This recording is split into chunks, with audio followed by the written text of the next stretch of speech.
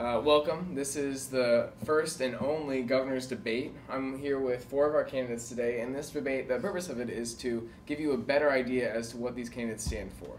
So they'll be answering some questions and hopefully contradicting each other so you have a better idea where their positions lie in contrast to one another. So with that being said, welcome to the first and only 65th governor's debate.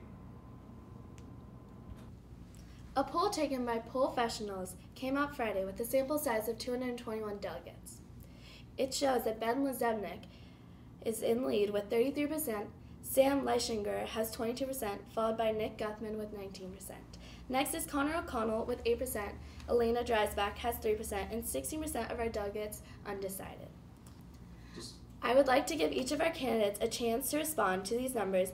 If you're in the lead, how do you plan on sustaining these numbers? And if you are behind, how do you plan on boosting the numbers? My first goal would definitely be to just talk to all the delegates in the program. I feel that since I was gone for the first few days of conference, it's putting me far behind because I haven't had the chance to talk to as many people as I could have in the first few days. So I will definitely just be talking to everyone that I possibly can and getting the name out there. So. I think those numbers are very indicative. We are all running fantastic campaigns. And the only thing I can do to really raise those percentages is get out there, talk to as many people as possible. I will not be in my room at all until I have met every single person that I can meet. I want to shake your hand. I want to get to know you. I want to hear what you have to say about this program so that we can create a better program in the future. Well, I'm honored to have the lead, but obviously this election is far from over. I suppose that what has garnered me this lead in the first place, I would try to continue spreading that message. I'm happy to hear that it's resonated with as many delegates as it has. I'd work with myself, my party, and my delegation to make sure that that message continues to spread across YNG. And as previous candidates have stated, I think I just want to talk to as many delegates as possible, listen to as many delegates as possible, and hope that our message of progress continues to spread. Thank you. I'm really glad we have the polling program because it definitely helps the candidates and it gives the parties an idea of where they need to be.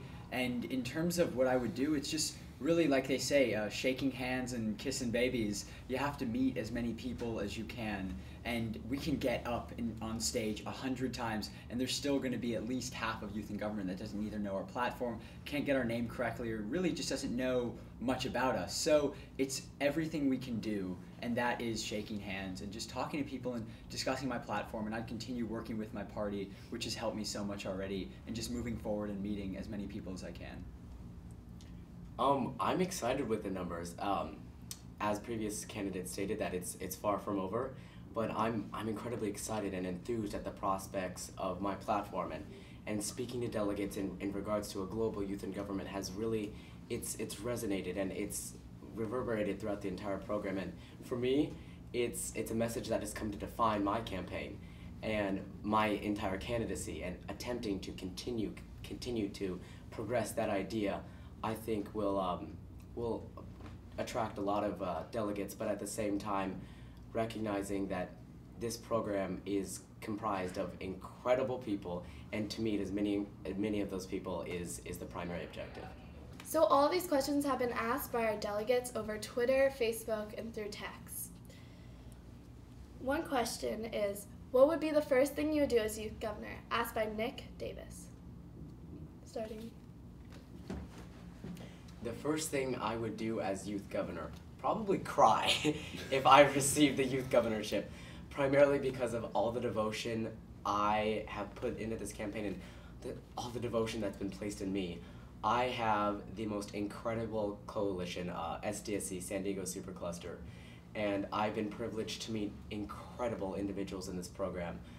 And the fact that people have invested something that's not entirely tangible in me, in my candidacy, in the idea of an international youth in government, it would bring me to tears if I were to receive youth governor. Definitely after all the celebration, the tears, the laughter, the first thing I would do as governor is I would have a forum for all the delegations I met with and that supported me, and then also meet with the presidents of all the delegations, because I've come upon a lot of concerns with all the delegations that I've met, saying, a lot of times governors forget the delegations they visit after they win. And what I would do is I'd talk to them to maintain good relationships, because that's what being governor is about. Well, I think the first thing I would do is say thank you. I would definitely thank not only the people who voted for me or supported me, although I definitely owe them huge amounts of thanks, the people who didn't vote for me, just every single delegate. By being there, they improved my experience and our experience, the adults who make this program possible for us. I would say thank you to everyone involved, because they truly, without this program, there would be nothing for me to run for, you know. So I think I just I already owe huge thanks to just everyone involved in this great program. I think the first thing that I would do is begin the conversation with every delegate of what their ideas are to improve this program. I would try to do that immediately. I would try to visit as many delegations as possible, show up to their meetings, discuss, debate, show them my ideas, hear their thoughts, get feedback. And I think that just as we used Facebook, Twitter, email, texts to get this question, we can do the same to get questions once I would be elected, and I could answer those questions. And you know, outside of the youth and government world, you know, throughout the entire year, we could stay connected. We could keep the conversation going. Thank you. If I was to be elected, after thanking everyone who voted for me, everyone who voted in the election, I would definitely get right to work. I said in my speech that the changes that I bring in my platform they're not going to come easily. They're going to take a lot of work from every delegate, from my team, and from the entire staff and all of the program. On top of that, similar to what Ben said, I would work on creating a website where delegates could send in ideas, have them voice their opinions about what programs need to be, you know, changed, or what programs should be added, so that we can really start working now, not next year, not once I've already had the position, but so that we can start working immediately on how next year's youth and government program will be even better than it already is. Thank you. If I were to be elected 66th youth governor, after thanking everybody and just in awe of what has occurred, I think I would work on the political party system first and foremost. I think that the system right now, how it works, isn't fair to smaller delegations, and I'm really working towards equality in the entire program, both in gender roles, those who have positions, leadership positions in the program, and in which delegations are represented more or less. And so I would just really be working towards equality for every single person in this program. Unfortunately, Elena had to step out due to personal matters. We will continue on with the debate and try to get a personal interview and try to get an exclusive interview with Elena later. A question from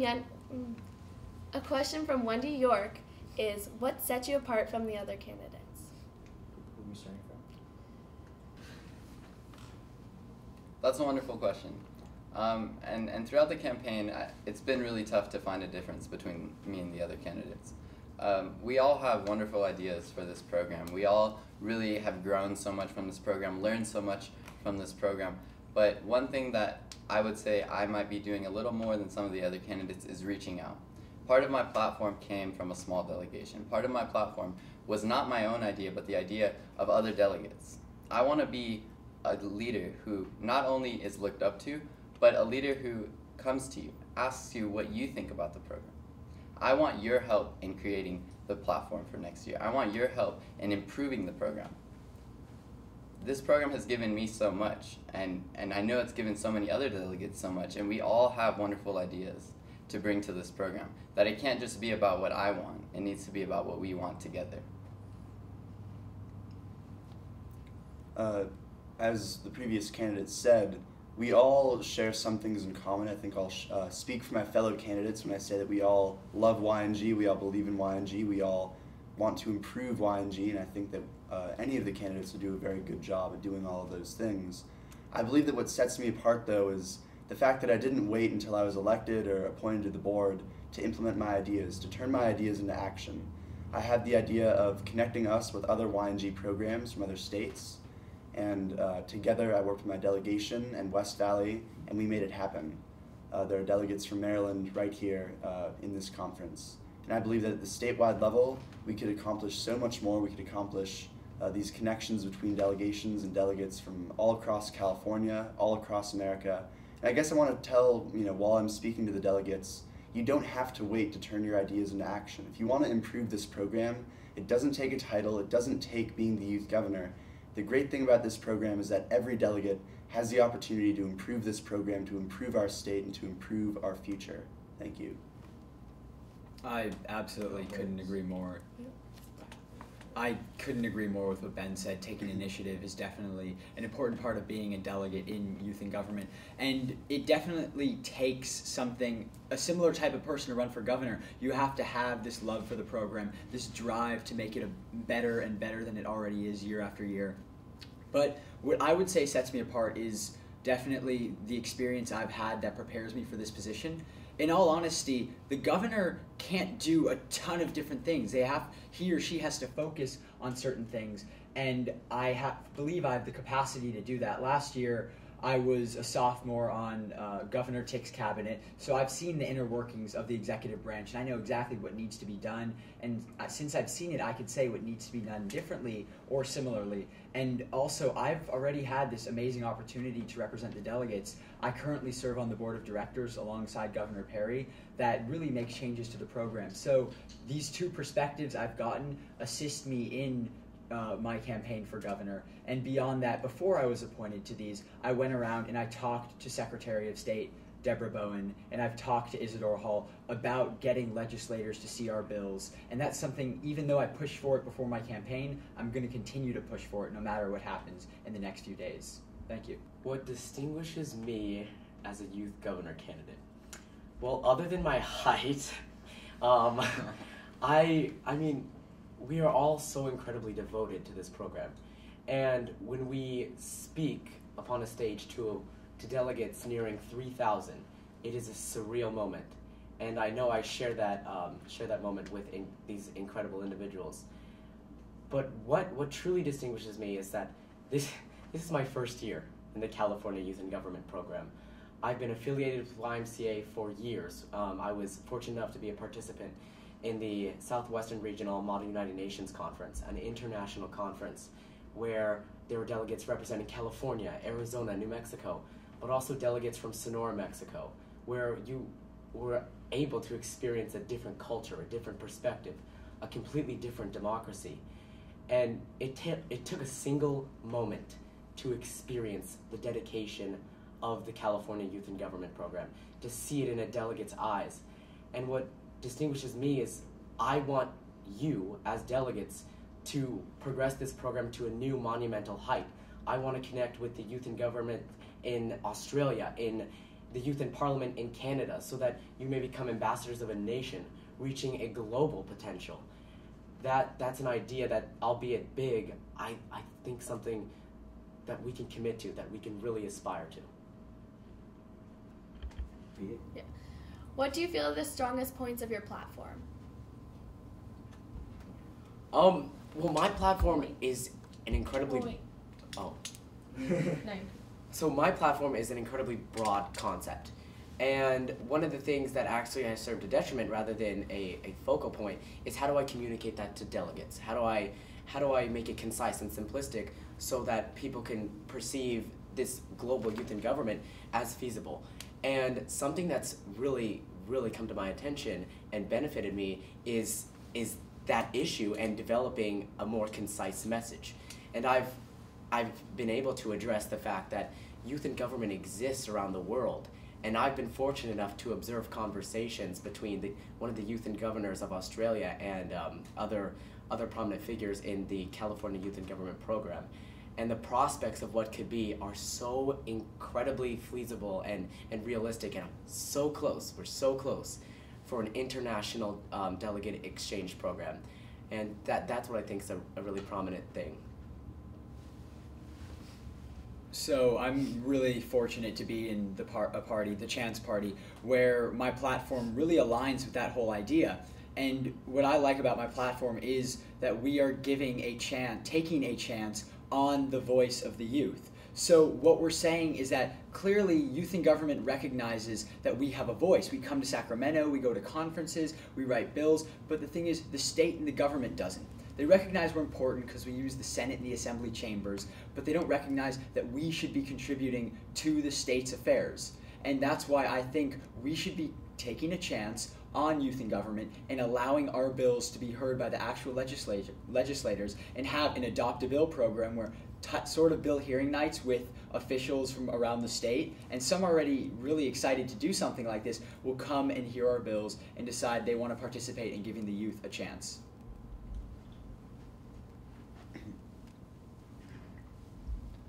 Well, I would say that what makes one of the strongest planks of my platform feasible is my statewide exchange program idea between our program and other YNG programs. We've already begun the process with my delegation in West Valley and Maryland, but I believe, as I said before, that we can expand this. I know that the youth governor, I believe it's in June, if I'm elected, I'll go to the youth governor conference.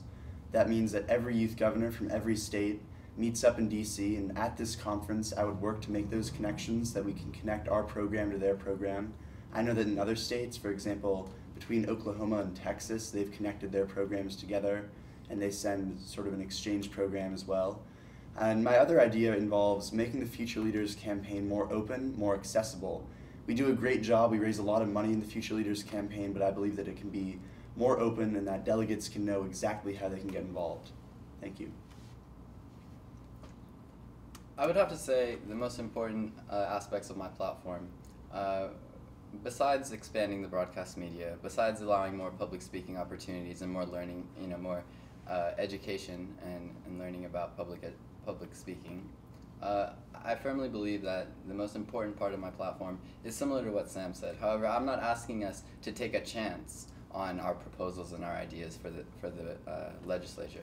I am asking them to listen to our ideas. I want to create a bill hearing panel here at Sacramento next year, in which we would take every bill that gets signed by the youth governor, so every successful bill, and bring it to those elected officials who come to speak to us at joint session. They come and they tell us about all the great work we're doing and how we're so active and involved, and I think it's time that we give them our ideas and we share with them our ideas and allow them to take home a bill copy. Yeah, thank you. The YNG political party system is unfortunately gaining a rather corrupt reputation. What will you do to reform the current system? To reform the current system, I completely agree. I think a political party system is great because it does replicate an aspect of our government. However, in my opinion, I think at Bob 2, when the candidates are selected and endorsed by political parties, I don't think it should be an in-house vote. I think that every delegate or every candidate who runs should be elected popular vote, and they can affiliate or not affiliate themselves with a certain political party. It doesn't make any sense to limit the voting of our delegates to what party they belong to. If you are a candidate who stands for one thing but the rest of your delegation is a part of a different party, then you can't vote for that same candidate. It's wrong. It's almost denying us the right. So I would immediately change it so that it's popular vote at Bob 2, and then you would be endorsed at Sacramento.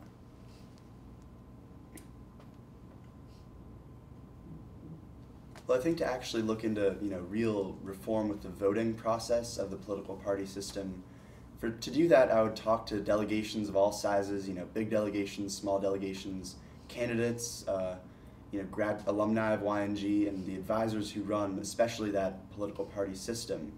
But I do believe also another reform that should be undertaken to make it even more realistic is, in real politics, the parties they do much more than simply get involved in governor elections, because I believe that in YNG it's gotten to a point where the political parties play a very big and important role in electing the youth governor, but I believe that they can do much more than that. I think that we can integrate political parties more fully into the whole legislative program and other program areas, and I think that we can take steps to make sure that political parties do more than just get involved with the election of the youth governor and are involved in the rest of the program too. Thank you. People often ask why we have political parties when we're a model Congress, not just a mock Congress, because a lot of people have complaints about our system in real politics already relating to parties, and that's completely understandable. But I think what we first need to recognize in terms of political parties and youth in government is that it's still in its infancy. It only started 3 or 4 years ago. That doesn't mean there's not problems, because there's definitely are. And we do have a forum, it's actually today coming up, where we can talk about things that we want to change in the program. So there's definitely places and platforms for delegates to have input. But what I would do is I'd meet with the Secretary of State and I'd meet with the head of political parties, Dustin Buss, and we'd come up with new regulations. And I think what Governor Perry has done with eliminating the governor's party moving on to the next year is something that the governor should have power to do. It's almost like an executive order. They change the party system year to year to improve it, and that type of regulation and change is something I would do as governor. The political party system is an unfortunate reality in regards to a lot of delegates are beginning to perceive it as as a completely ineffective and an unequitable system, because its initial conception was to allow smaller delegations to expand their support base. If I was youth governor and implementing any change, it would be the conventions that occur at Bob 2, the nominating process. Candidates can pursue a nomination through any party, and they can acquire that nomination and the elimination round, but it doesn't eliminate you from the ballot. So candidates can begin to affiliate with a party, and let's say there's 5 parties, and the 5 candidates out of, let's say there's 10, affiliate with a particular party. However, the final 5 that are determined at the end of Bob 2 that go to Sacramento are via statewide vote, so any delegate can vote for any candidate. What do you plan to do to help the new programs such as Department of Finance?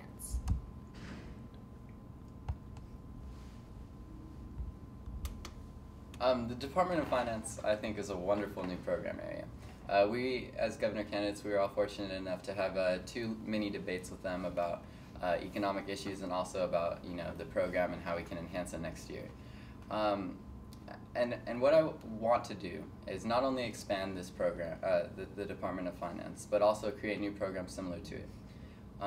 So for example, in the Department of Finance, as it is, they create two budgets, and that correlates to the real California budget. And we should keep doing that. However, I want to expand and have more members in the Department of Finance so that maybe we could create a budget for the Youth in Government program, and that budget could be passed and used in the next year. And although some may say, oh, well, that's not going to affect us because we won't be here that following year, I think it is a good thing if we can leave this program better than how we found it. Thank you. Well, yes, we were very, as Nick said, it was some awesome, actually one at Bob and one here in Sacramento, debates with the Department of Finance, and those were great. Well, I guess with the Department of Finance specifically, I would like to see, because in the real assembly, the real Senate, the senators and assemblymen, really the biggest thing they deal with is the budget, which is what the Department of Finance deals with. So I think it would be cool if maybe, for example, if there are assembly bills or Senate bills that significantly affect the budget, we could actually send those over to the Department of Finance and make them work budgets with those bills that have been passed. I think we can create more synergy between the legislative areas and the Department of Finance. But in terms on a more general scale, what I really want to stress about these new programs is that they were started by the delegates for the delegates. And I think that's something that's so inspiring to me, so incredible that delegates took the initiative, took the bold steps to create new programs, and I would love to see them expanded and continue to grow. I would love to hear from delegates who have been in those program areas on what they liked, what they didn't like, how we can improve it. And I believe that together we can improve these program areas, expand them, and continue to take bold steps to improve this program.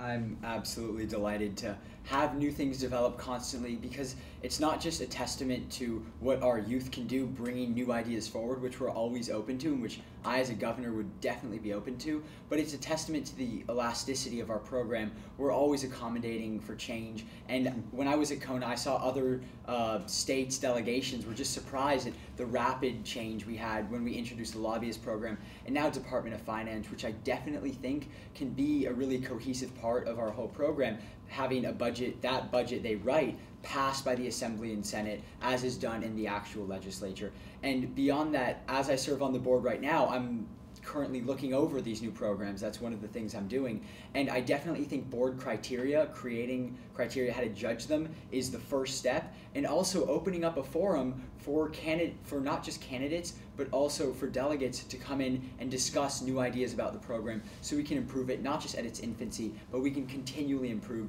these new programs and programs to come. We were profoundly privileged to speak with the Department of Finance. It was an interesting discussion, and they asked some extensive questions. The initiative that exists in that program just indicates its potential. I mean, like a previous candidate stated, it was started by delegates, and it was meant to service delegates and to expand via the initiative of delegates. As governor, I would foster that initiative, and we have some incredible individuals in that program. I know one of the SDSC delegates from my delegation, Connor Maynard. He was notorious for loving finance. He has a passion for economics, and the Department of Finance enables him to transcend that passion into youth and government. And that story is reoccurring throughout the entire state. And I've had several conversations with members of the Department of Finance, and how this program has provided a facet for them to profess their fiscal views, something that in youth and government we don't necessarily discuss, primarily because of our fascination with social issues. As governor, I would attempt to introduce the director of Department of Finance with the other various departments so that we can have a very cohesive and very effective communication system, really relaying what the Department of Finance is attempting to do with the various other departments. FLIP is a new and great program for female delegates, but do you believe that it is fair to not have a version for males? The intention behind FLIP is... Oh, I apologize. The intentions behind FLIP are incredible. I know the prominent figures and founders of the program their general premise is to try to engage female candidates, try to somehow shed light upon the fact that this program is comprised of 60% of the program are women, and how only, I believe it's 26% hold statewide positions. And I completely sympathize with that. However, as a candidate, as someone who's experienced the chaos and the incredible moments throughout this entire journey, I personally would love to mentor a delegate who's aspiring to a statewide position. And albeit that FLIP is a facet to provide females and just women in the program with a perspective that they can just holistically relate to, I think we shouldn't make it gender exclusive. Regardless, I don't care if you're a woman or a man, or we should limit it to ethnicity. I think if any delegate aspires to a statewide position or any candidacy, anyone should be able to mentor them, to confer their knowledge and to confer what they've experienced and to relate on an intimate level that only candidates can. Thank you. I think the FLIP program is something that is long overdue in youth and government, with the disparity in females holding high elected positions and not having a female governor in over 8 years. There's a problem with that, and I think FLIP definitely takes a step to address that, and I was really glad to see the big turnout and the support for the female empowerment session at Bob 2, and definitely I thought we really had some beneficial things going, and I think we should continue that, and as governor I would promote that, and it does in the arena of talking about gender equality in this issue. I could say let's have a mentorship program as well, but that doesn't mean we should discontinue FLIP, because it's something that is really important to the program and we need to continue.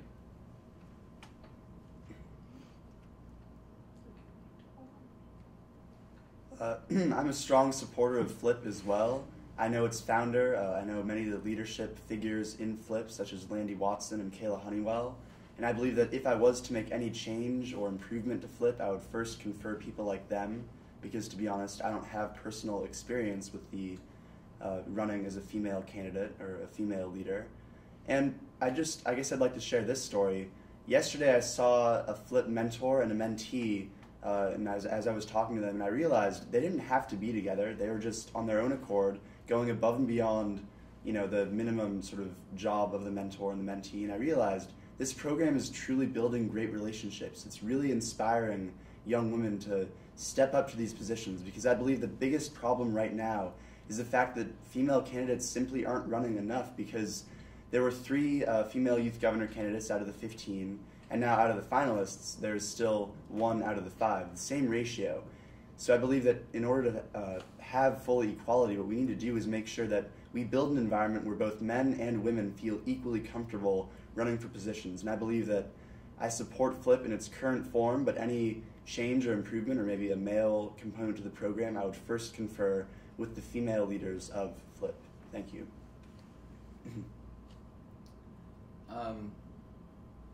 As all the other candidates have said, I think FLIP is a wonderful program. I do not particularly think it is unfair that there is not a male program, for there is not a discrepancy in male leaders in this program. However, that being said, I do believe that an expansion of the FLIP program to include male candidates and male, people who have been in the program for a while, I think just because you're a female doesn't make you a better mentor than a male. And this year is a really model year for the female leadership, because not only is our Chief Justice Lena Kettering, which is the highest position in the court program, a female, but also, regardless if it's Ali Dove or Rachel Newhall for Secretary of State, we're going to have a female leader in the 2nd highest position in the program. I think we're moving in the right direction, and programs like FLIP and other extensive programs to encourage more candidates to run is something that we need to invest in for this program. Well, like my fellow candidates, I'm a strong supporter of the FLIP program. I feel fortunate to know many of the leaders and founders of this program, such as Landy Watson, Kayla Honeywell, Lena Kettering. But I believe that in order for me to truly understand how to change or improve this program, I must first confer with the female leaders of FLIP who have experienced YNG as a female delegate, as female candidates.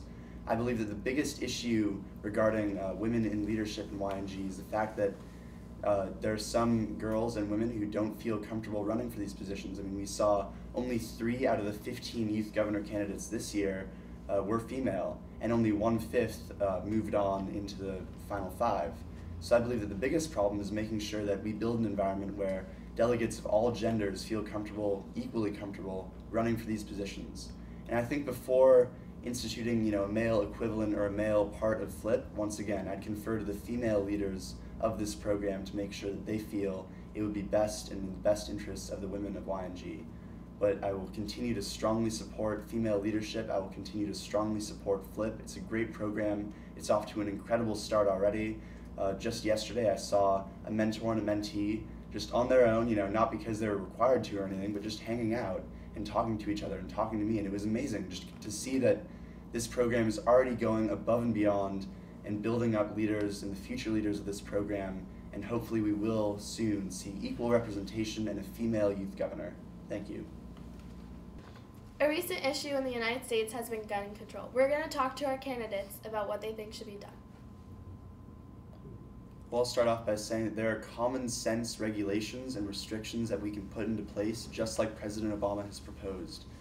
There's, I believe, 92% of Americans believe in background checks before buying a gun, universal background checks, banning assault rifles. You don't need a submachine gun to go kill a bear. You don't need an assault weapon to defend your family. It's ridiculous that the amount of guns and ammo that people can buy with so few restrictions.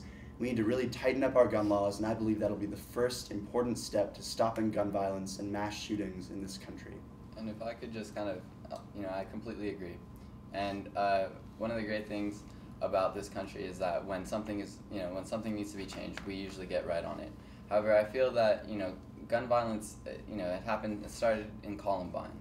And you have so many shootings thereafter that the time has come that we really make some real changes, and President Obama is taking steps in the right direction. And just on another note, more personal with youth in government, the Surprise Party stands for gun control laws. We concur with everything the President has said, and that is what we stand for, because we feel that there needs to be a serious consideration into differences about gun control laws, starting with universal background checks and also bullet control. Because there's a kid in the NIC right now who has a bullet control law or proposal, and it's really logical. It only makes sense that we look into every aspect of gun control, not just banning guns.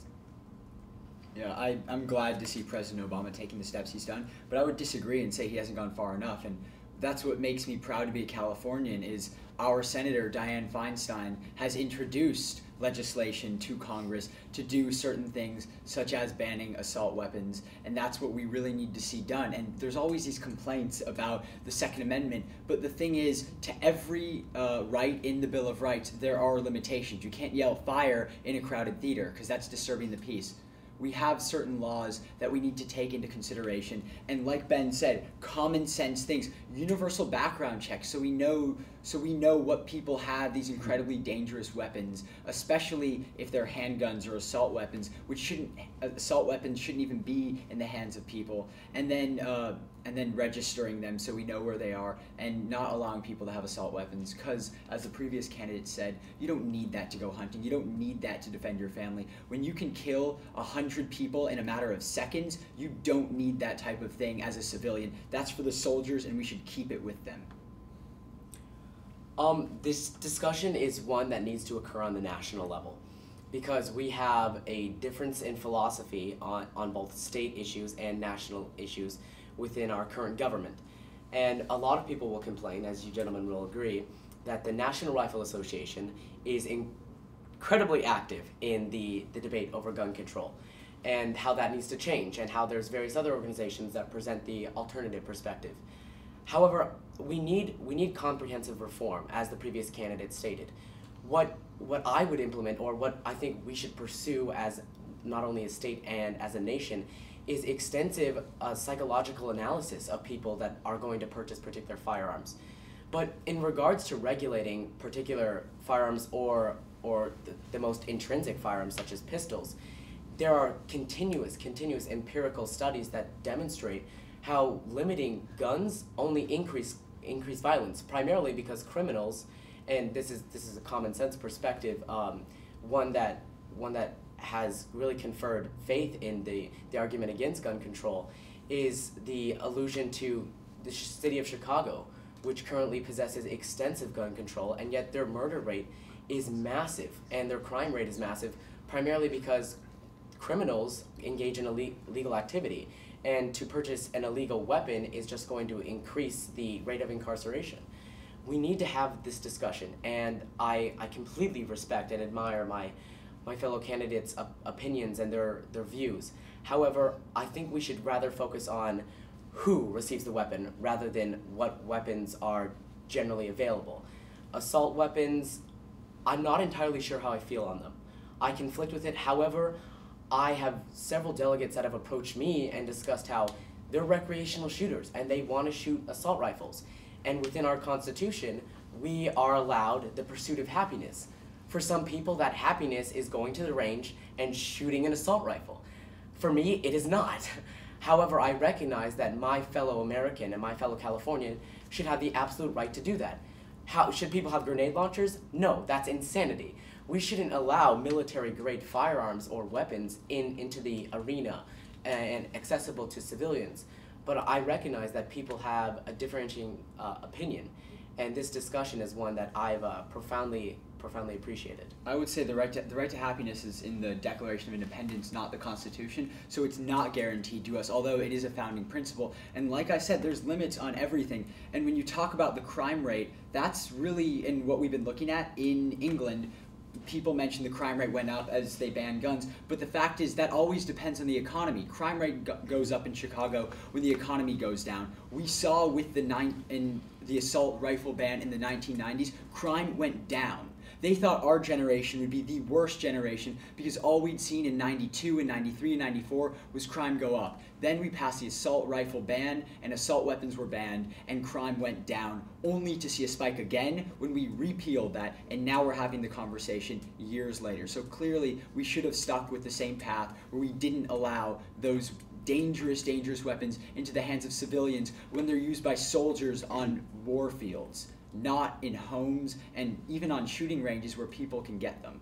Yeah, well, I'd like to add too, you brought up the point about the NRA that I agree with, because the NRA is an organization that is so far out there. Their policies are really only supported not even by gun owners, but by the companies that profit off of these assault weapons. And we need to make sure that the NRA doesn't have such a ridiculously huge influence over the debate on guns, Their policies do not represent the ideas of Americans or American gun owners that people are supposed to represent.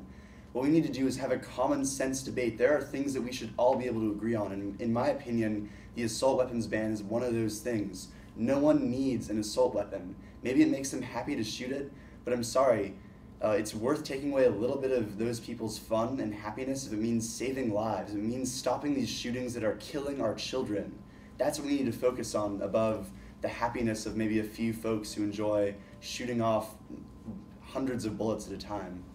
And just as Ben has said, common sense. We need to find middle ground. We cannot be completely progressive, especially being here as we're California delegates. We tend to be set in a progressive mindset. We need to focus on what is similar between us and not focus on the differences in what is separating us. And I think another aspect of gun control is the media. As you saw in Newtown, the media coverage, everyone remembers the shooter's name, Adam Lanza. But do you remember, I can't, and I'm no exception. I don't remember any of the kids who got shot or any of the teachers. We need to focus on media coverage and ask them, hey, can you censor a little bit? And that wouldn't go against freedom of the press, because just as Sam has said, there's limitations and a little regulations on some certain guarantees of our Constitution. And that's what needs to be put in place if we want to protect the children and protect our American culture. Yeah, and while we have the right to bear arms, I believe that we also have the right to live in a country where we are free from the constant threat of gun violence. And I absolutely agree. And if reform is going to occur, if changes are going to be made and speculation presented, it has to be on the national scale. Because as Nick said, in Newtown, Connecticut, Newtown didn't weep by themselves. It was a national sympathy.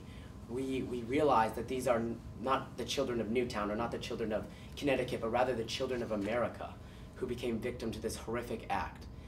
However, we have to evaluate who receives the weapons.